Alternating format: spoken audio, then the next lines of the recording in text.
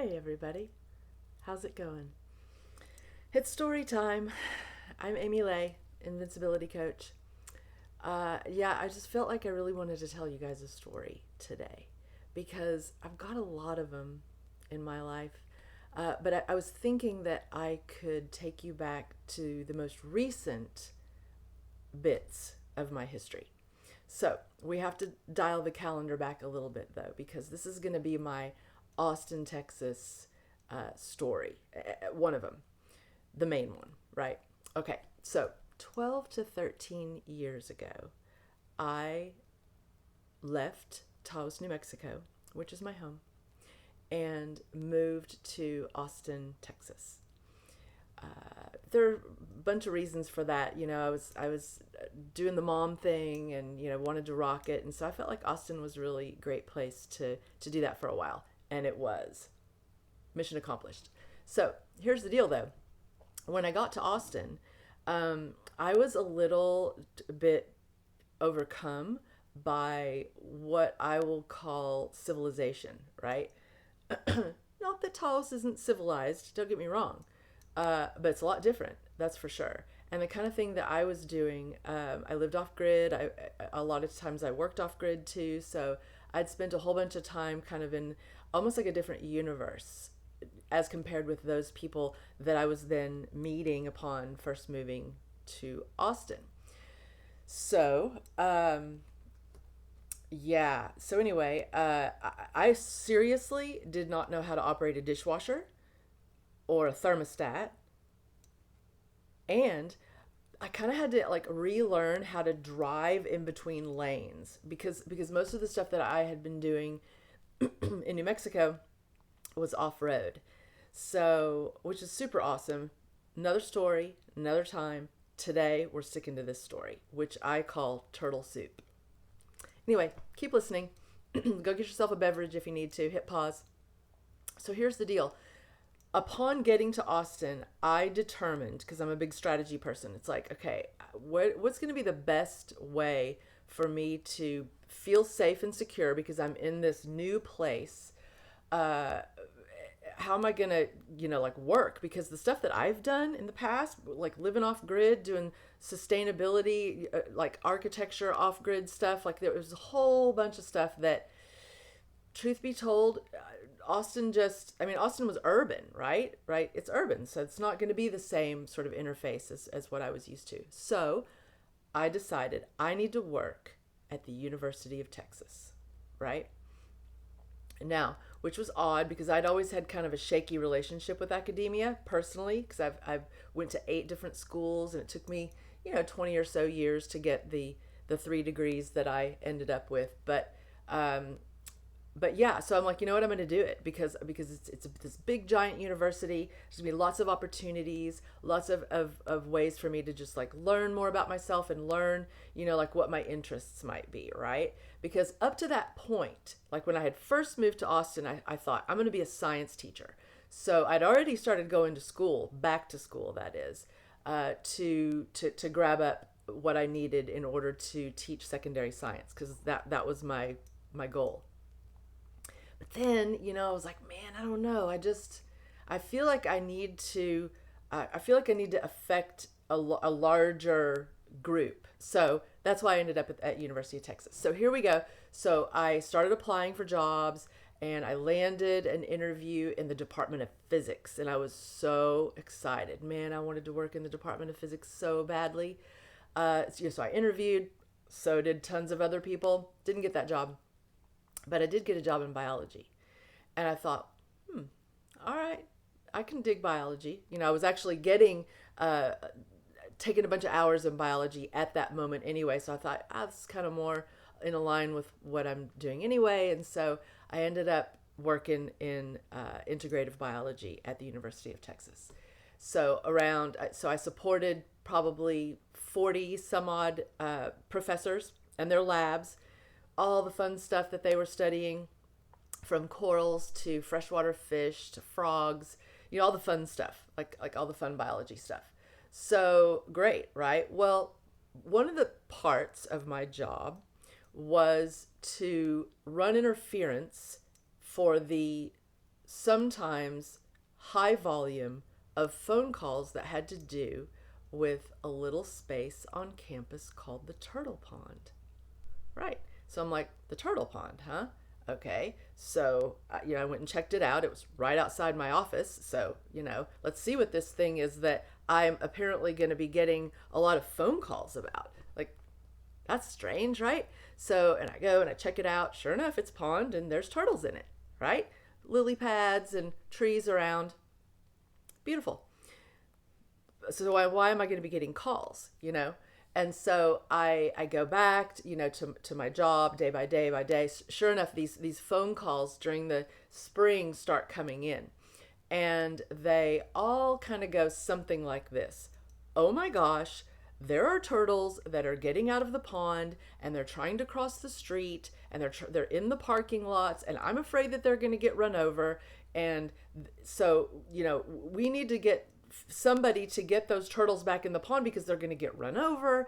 And, so there's sort of like these frantic stories about this happening. So being the kind of person that I am, I'm not just going to take like some script answer. I'm going to be like, I need to figure out what's going on here. Like what's causing these people to start calling and not just be like, hey, it's fine. We'll take care of it. We'll get the professor in charge of the pond to take care of it. Well, who is the professor in charge of the pond? So, so I end up meeting with him and learning a little bit of background about this turtle pond. And so what I found out for the purpose of handling these phone calls was that in the spring, the females leave the pond and they go in search of nesting sites. Makes sense to me. So they have to leave the pond. Well, as it turns out, this pond is, except for one and a half sides of the pond, there's just traffic around. And it's not heavy. It's not like fast moving traffic, but there's constant cars. And these girls leave the pond and they need to go and find a place to lay their eggs. So what's happening is that they're leaving the pond and slowly making it toward a nesting site that they have chosen. And once they get sometimes they'll get almost to their little spot. I mean, they'll be so close and they will have worked a long time to get there. And then a well-meaning college student or staff member or faculty member, just depends, right? We'll see them and think, hey, you're out of the pond. I'm going to help you by picking you up and taking you back and putting you back where you belong. Isn't that great? Well, no, it's not really that great because they worked all that time to get to their nesting spot. Now they have to start over. But does the turtle complain? Not that I ever saw.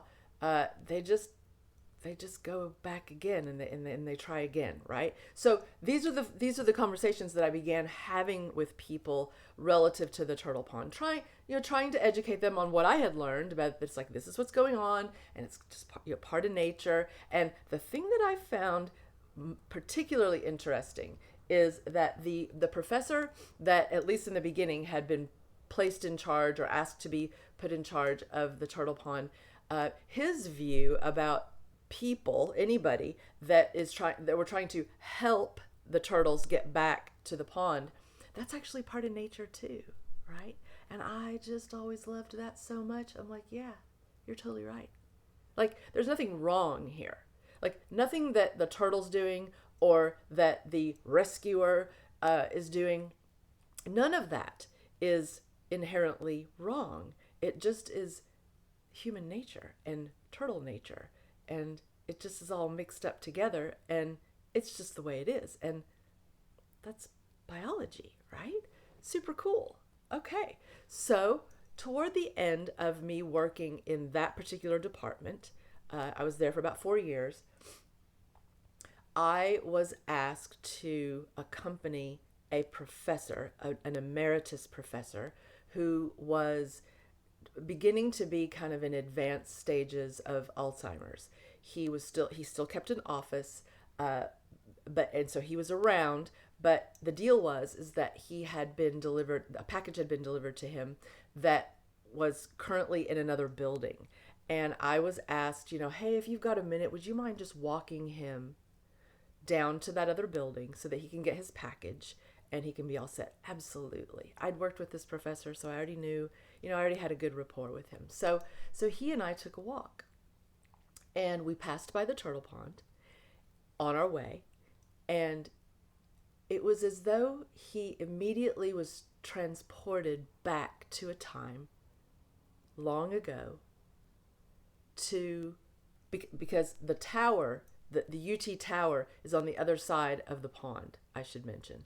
So he looked at the turtle pond, and he looked at the tower, and we talked about how the turtle pond was initially placed there as a memoriam for back in the late 60s, when a man had gotten up on top of the tower and shot up a bunch of people on campus. It was horrible. And the turtle pond had been installed as a meditation memorial for that event. So here's this man who immediately is about to tell me a story. He sees the tower, he looks at the turtle pond, and he remembered that day back in the late 60s. This man had been working on campus that day. So he told me his story of what that day was like. He said, I was working in another building, in parentheses, it happened to be the building that we were on our way walking to. He didn't know that, but we were going to pick up his package that was sitting in that building, this building that he was remembering having worked in back in the late 1960s. He said, I was working in my office that day, and I got a phone call from the chief of police from Austin. He said, and I had a friendship with the chief of police from Austin because months prior to that fateful day when the guy was in the top of the tower shooting people on campus, months before that, this professor was burglarized in his home.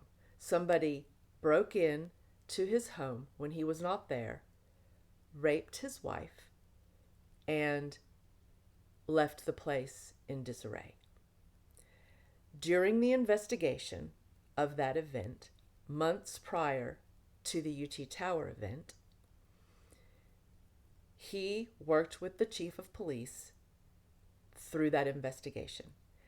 And during the investigation, the officers were in his home looking around, and they noticed that he had a wall where guns were displayed. And in viewing the guns, they noticed that one of the guns was kind of askew.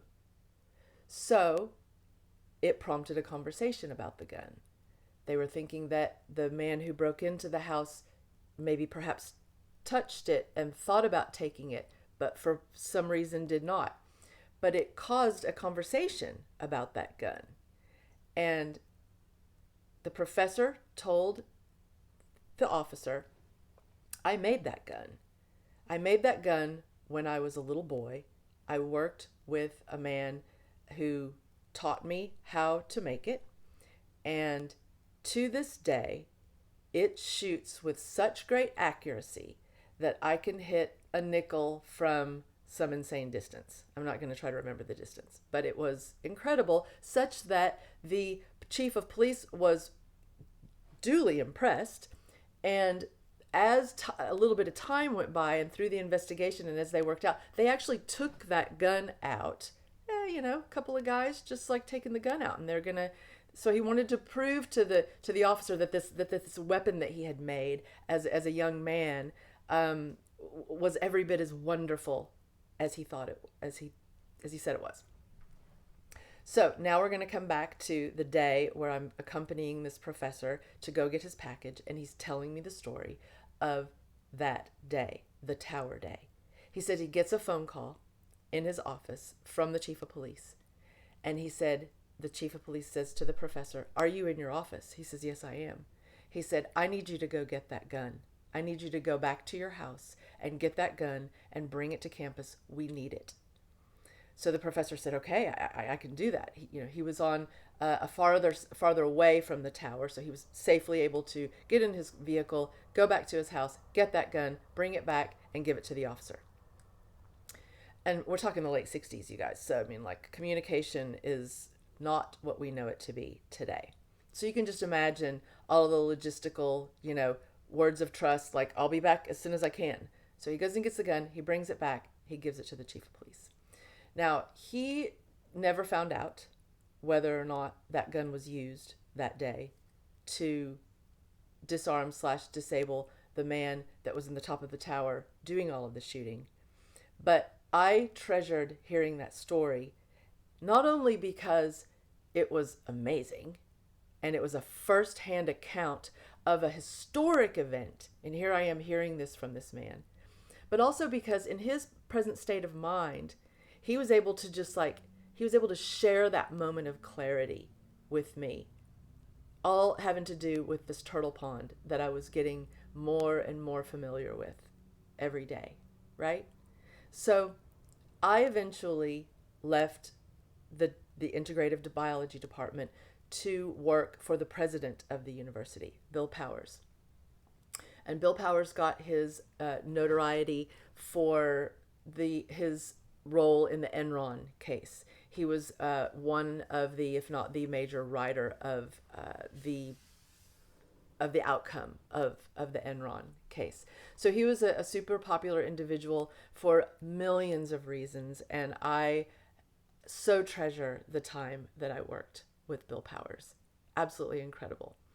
So during the time that I worked in the president's office, the turtle pond came back into my daily life in such a way that there were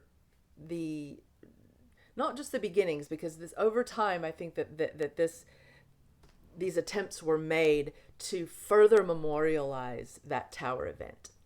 And there were people that wanted to have more of a commemoration in terms of like a plaque or something out by the pond to just further commemorate that event.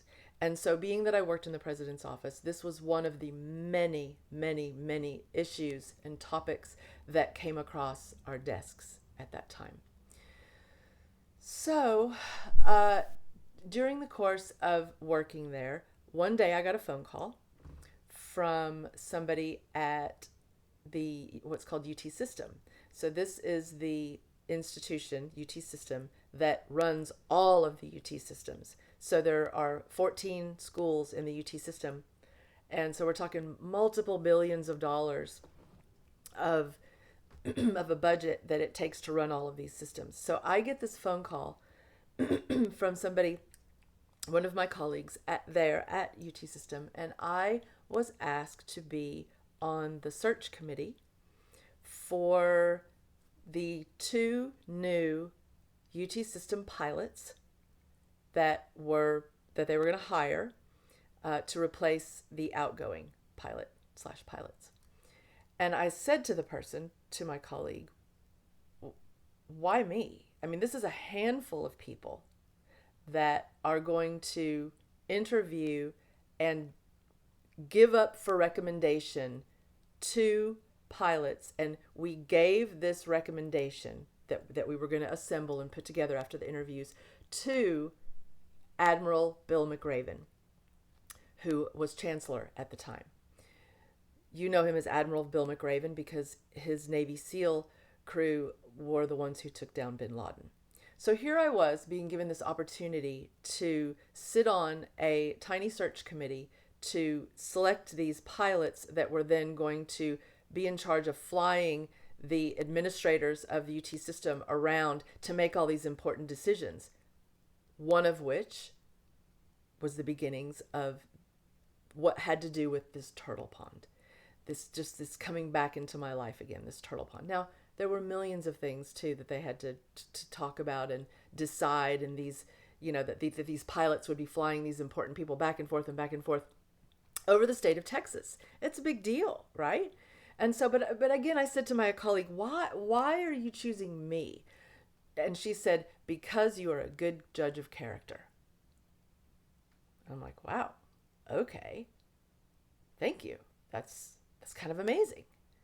And so I went with it, and here I was having my little teeny tiny role in affecting what would come forward, just like we all have these little bits and bobs and pieces of roles in deciding what happens in the future, right? So this was a great opportunity for me, and I thought it was amazing. So I took it, of course, got on the search committee. We made the recommendations to McRaven, and so it was, right? But the turtle pond just kept coming back into my life, because after I left the president's office and had an opportunity to work in what is called the Division of Diversity and Community Engagement, which is an amazing division on campus that just makes my heart burst with pride that I got to work there for my final years on campus. That's where I went next. And one of the many things that I did with that division was lead high school students around on tours of campus. And these were students that came from all different backgrounds and all different places over the state of Texas. But they were on their way to college, right? Like, they're thinking about college. They're thinking about where they want to go. They're thinking about what they want to major in. They're dealing with their own challenges at home. They're also a little nervous, at the same time of being, that senior in high school who has attained all knowledge.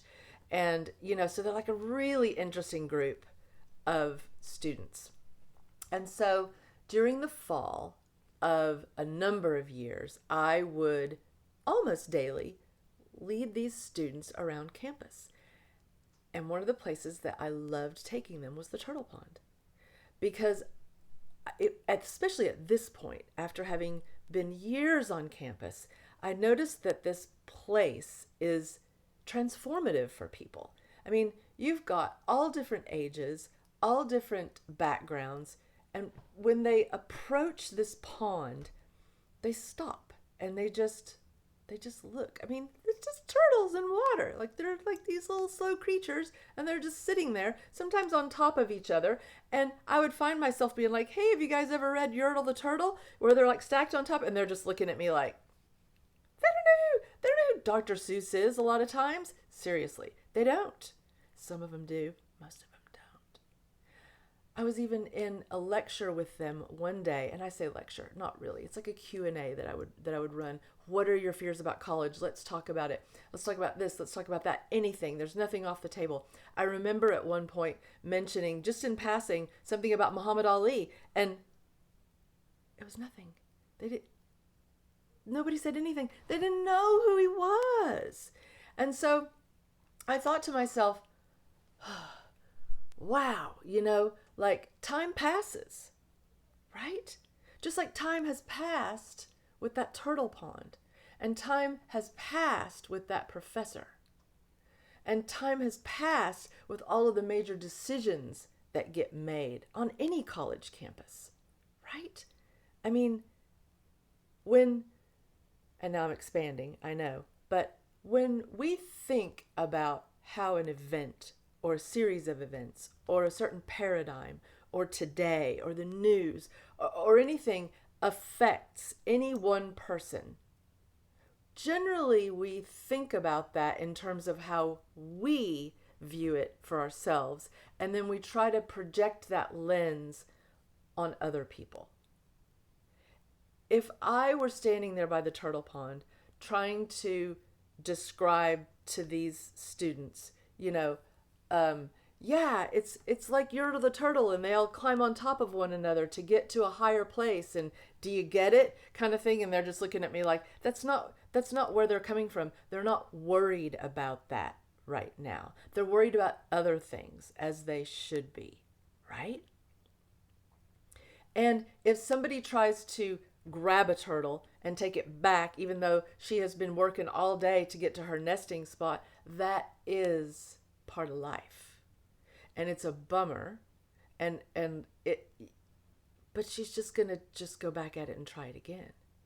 That's why these creatures like turtles have lasted for so long, is because they just, it's like, just do it again.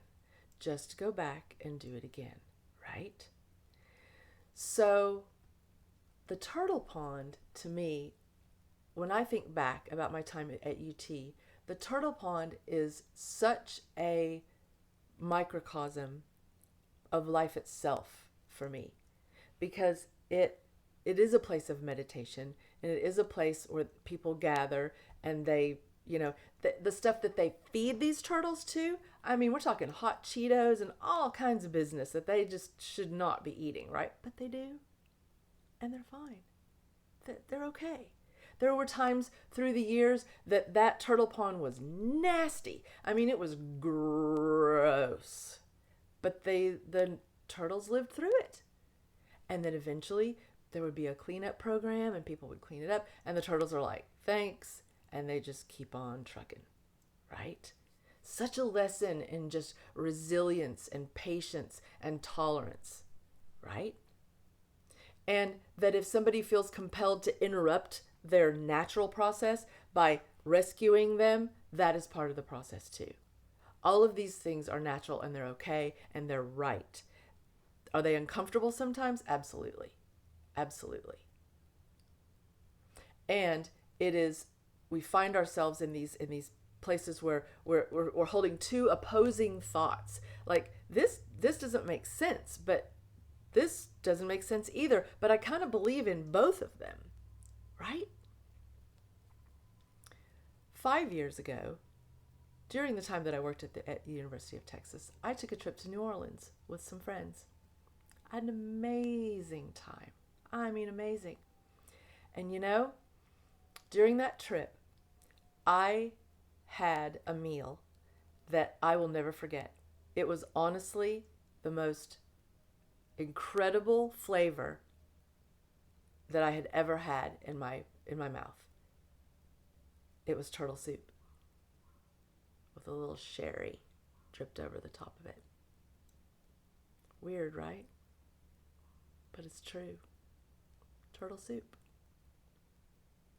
Maybe that's what we're living in. Peace out, you guys.